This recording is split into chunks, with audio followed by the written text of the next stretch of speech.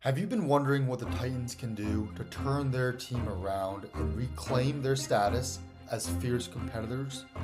From the glory days of back-to-back 13-3 seasons and being just a half yard away from winning the Super Bowl, to Derrick Henry single-handedly leading the team to an AFC Championship game. Unfortunately, this past year, the Titans have made the headlines more for their blunders than their highlights. And I know any fan has to feel frustrated and embarrassed. Today I'm going to dive into what needs to change and everything the Titans need to do in order to return to the top and bring the fans the hope they need. The Titans clinched themselves the first overall pick in the draft after a nice 3-14 season. Obviously, the biggest storyline for this season was the disastrous Will Levis experiment. The Titans have a lot of positions to address though, even outside of quarterback. Their offensive line wasn't anything to brag about.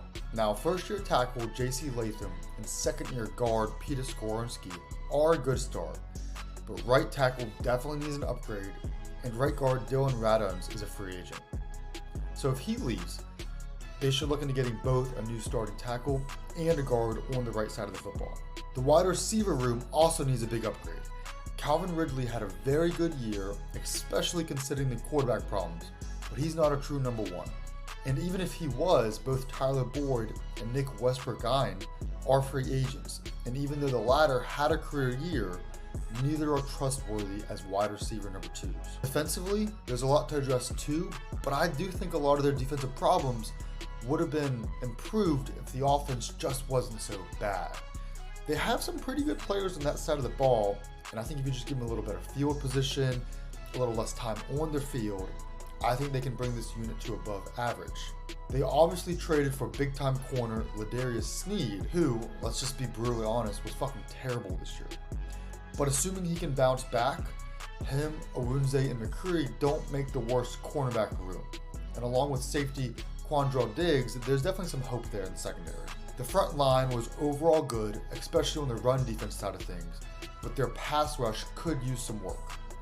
And their linebacking crew definitely needs improvement, but overall, there are good pieces to play with on defense. So let's start with free agency on rebuilding the Tennessee Titans. The Titans' outlook for 2025 really depends on what they can do at the quarterback position. I'm sure some people are thinking, the Titans have the first overall pick, that solves our quarterback problem, right? Well, I disagree. I honestly think this quarterback class is horrendous, and I'm sure most people you hear talking about these draft prospects think the same. I don't love Sanders or Ward as prospects. I do think Ward has potential, so if drafting a quarterback first pick, that's the guy I'd go with. And to be honest, I do think that's what the Titans will do, is draft Ward. But I don't think Ward will help bring the Music City back to a football city.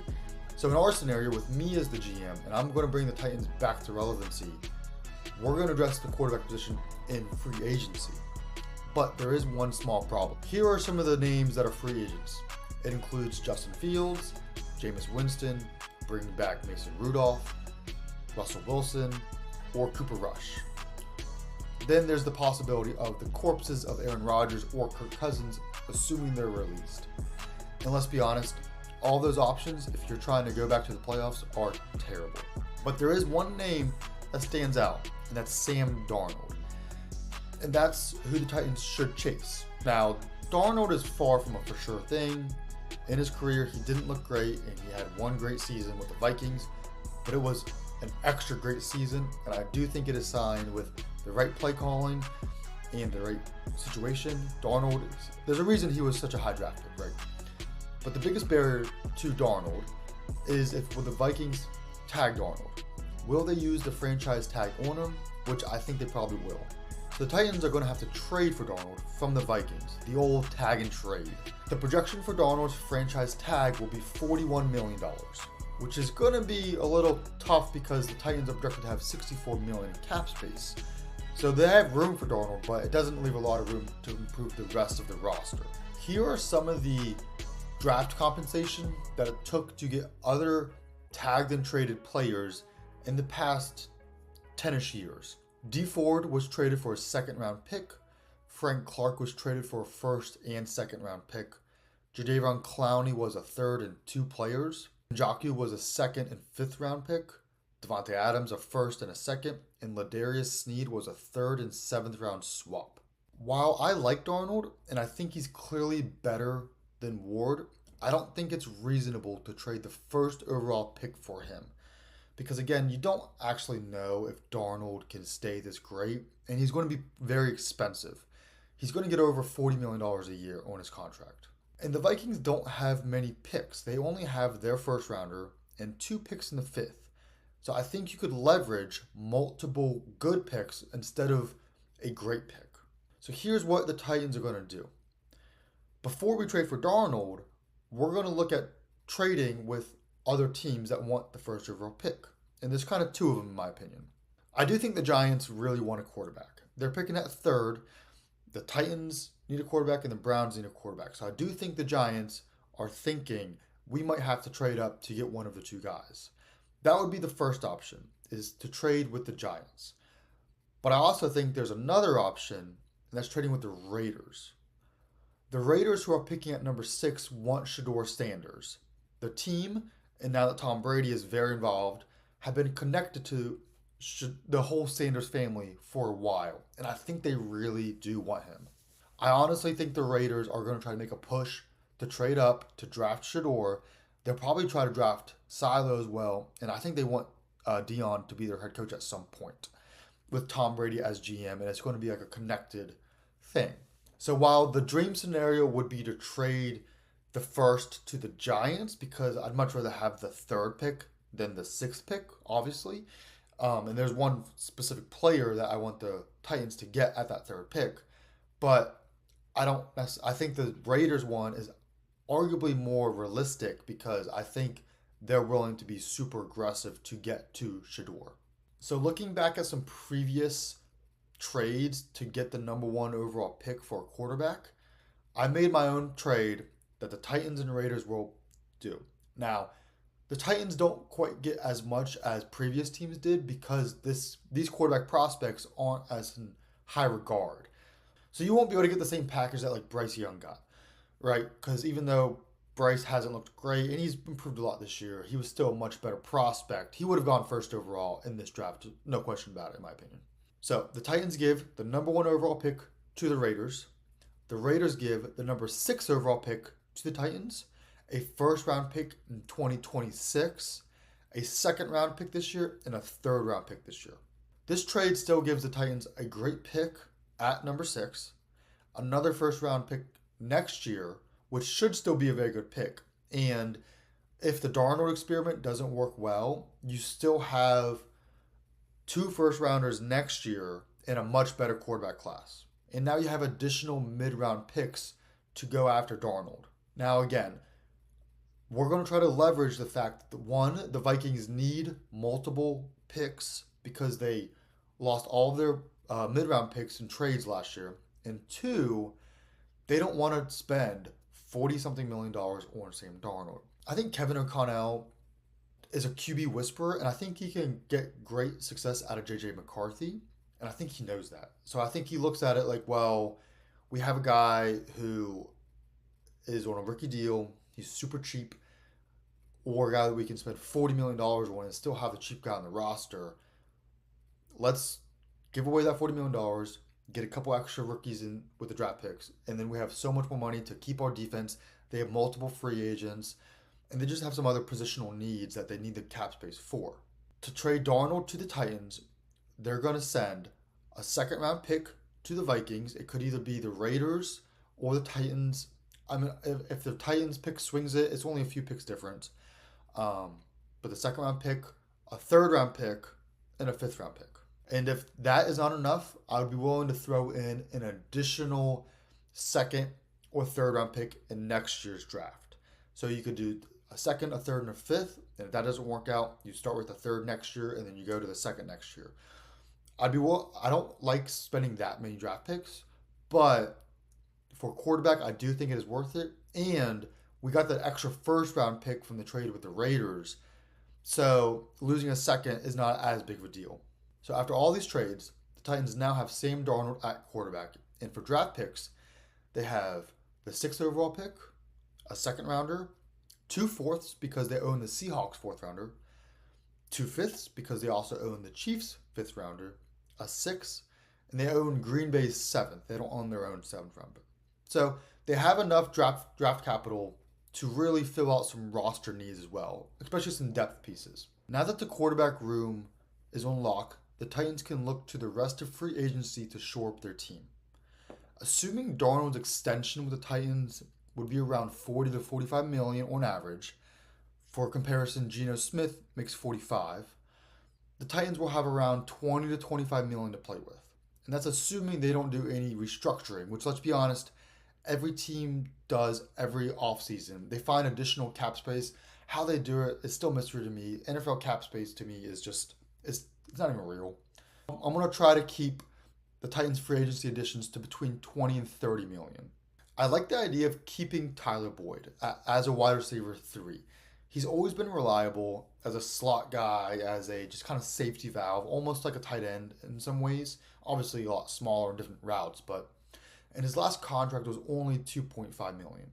And it's hard for me to imagine it'd be much different. Last year there was multiple wide receiver needed teams also, and he was a free agent well into the offseason, and he signed a cheap deal with the Titans. I don't really see why this year would be different. It's not like he had a crazy year. So we're going to keep Tyler Boyd for around $2.5 million. The Titans' big offseason move will be going after left tackle Cam Robinson, also from the Vikings. He's a young tackle who's been really good his entire career so far. And the Titans' rookie left tackle, Latham, played right tackle in college, so I do think it's more of his natural position anyways. The Titans are going to use a majority of their leftover cap space on bringing in Cam Robinson, and now they have a star left tackle in Cam Robinson, a really good second-year right tackle in Latham, and they also have Peter Skoronski, so the line's starting to come together. After that, most of the signings will be cheap depth pieces. We still need another wide receiver, but at this point with the cap and who's available, I think we're going to go to the draft to try to address that. And we need a couple big names on defense, some more splash play guys, but again, that will be more of a draft thing. But I do want to add some linebackers to this team. So here are a couple. Robert Spillane is a linebacker from the Raiders. He didn't play a ton of snaps this year. It's not like he was a full-time starter. He was more of a rotational guy. But he was great against the run.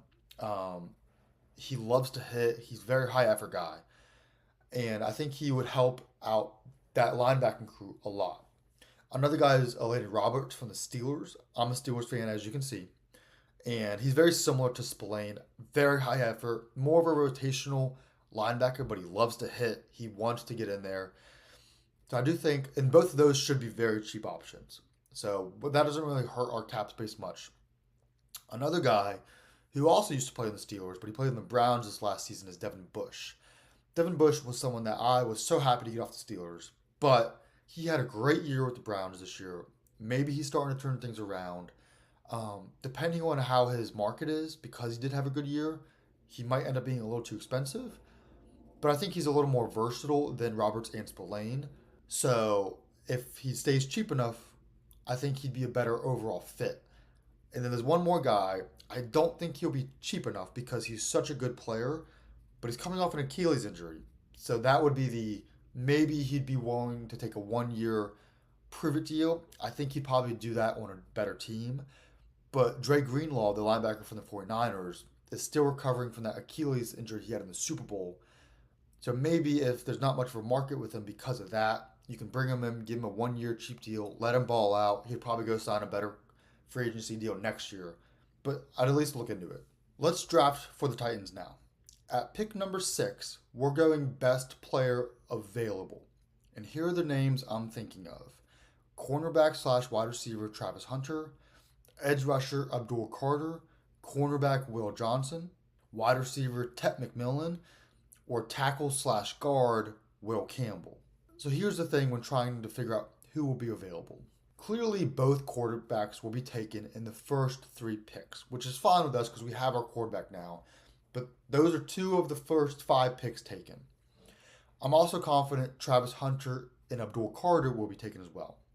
Now, the reason that I mentioned earlier I'd love to trade with the Giants is because I think both those players would be phenomenal. I know not everyone's a big Travis Hunter fan, but I think he's going to be great in the NFL. But Abdul Carter, I think he's the best prospect in this draft. He's a little undersized to be a top end rusher, but there are guys his size that are dominant. And I think he's just a freak athlete. For only playing the edge position for 1 year, he already has great moves. If you could trade at number 3 with the Giants instead of the Raiders, and our whole process would still be the same, trading for Darnold, etc., it just makes everything even better. But I'm trying to be pretty realistic, and I do think the Raiders were more likely to trade up.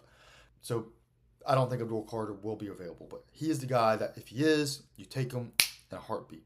So again, in the first 3 picks, 2 quarterbacks will be taken, and I'm confident in the picks leading up to it, Hunter and Abdul will be gone too. So at number 5, I think the Jags will take either cornerback Will Johnson or defensive lineman Mason Graham, which if they take Mason Graham, that's fine for us because we don't need a defensive lineman like Mason Graham. He'd still be a great addition, but there's more priority needs. I do like the idea of taking Will Campbell, but if we're already signing Cam Robinson, our tackle position is full, so Campbell would play the guard, which I think he'd be great at, and he might end up playing guard anyways, but I just don't want to draft a guard that high. So if Will Johnson is available, I think we'll go cornerback here and tighten up that secondary. I think he's probably the best cornerback in this draft. Now, if he's gone, we'll go with Ted McMillan. I'm not a massive McMillan guy. I think most of his production in college is just from size and winning contested catches, but he has the physical size and enough mobility to at least be a great red zone threat and a third down guy at worst case. I don't think he's nearly as good of a prospect as some of the guys we had last year's draft. I do think he's still a good prospect, and I do think he'd improve the wide receiver room a lot. But we're going to go Ted McMillan at wide receiver here at pick number 6. In the second round, we are going interior offensive lineman, either Gary Zabel or Tyler Booker. And I'm not going to lie, I haven't done a lot of research on these prospects yet, especially interior offensive linemen. So these could change, but I do want to draft an interior lineman in the second round. Those are the 2 guys that I kind of have of both available and they're good. That could change, but we're going interior offensive line. In the 4th round, we have 2 picks, remember. One of them, I want to go wide receiver again. Because again, I think this room is weak. I think Calvin Ridley is good, but not great. I already told you I don't love McMillan, even though I think he'll be good. But we want an explosive wide receiver in the room. So we're either going to go wide receiver Matthew Golden out of Texas. Now, I'm not sure he'll drop this far, but I think he'd be a great complimentary pick. He's a super twitchy, explosive wide receiver. I think he would help stretch the field a lot. He's just one of those guys that pulls defensive attention towards him. The other guy, he's not quite as good, but he's very similar, is Caden Prather out of Maryland. Super explosive athlete. So one of those 2 will be our 4th round pick. The other 4th round pick we're going is safety Xavier Watts. Again, I haven't done a ton of research on some of these later round guys, so that could change, but I do want to address the safety position at some point in our first half of picks. Later rounds, we'll look to add additional offensive line depth, linebackers, maybe an upside running back due to Spears' inefficient season and Pollard's age. This is a good running back draft, so this would be a good time to do it. So that's our rebuild of the Titans for this year. Now, is this team going to win a Super Bowl next year? No, but we have put ourselves in a spot where it's possible. We have Sam Darnold at quarterback now. We have an upgraded offensive line. We have Calvin Ridley, Ted McMillan as our main 2 receivers with Tyler Boyd as a good slot guy. And we're adding a twitchy, explosive athlete. On the defensive side of the things, our D-line is mostly the same. And that'll be something that we look for next year, is adding a true elite pass rusher. But for this year, we'll keep what we got. Our linebacking crew got upgraded. Hopefully Snead can step up where he's at. And that'll make our secondary much better as well. And we added some more depth pieces along the way. Again, with the offense improving, the defense should just naturally progress. But the offense desperately needed some oomph added to it. We needed to be able to score better, turn the ball over less. Another thing I forgot to mention, I also want to bring in the offensive coordinator from the Vikings. I don't really know if we'd be able to get him. And even though Kevin O'Connell is calling the shots, the coordinator worked with Darnold. He knows what he likes. He knows what works. So we're going to try to bring him in as either the Titans have an offensive coordinator, but maybe we can make him the passing coordinator, tell the owner to open up the bankroll, let him to it. But now we have a Titans team that I do think can compete in the division. The Texans will still be the best team in the division, but we saw this year they're not perfect. They struggled. Now we have a team that can get to the playoffs and bring the Titans back to relevancy.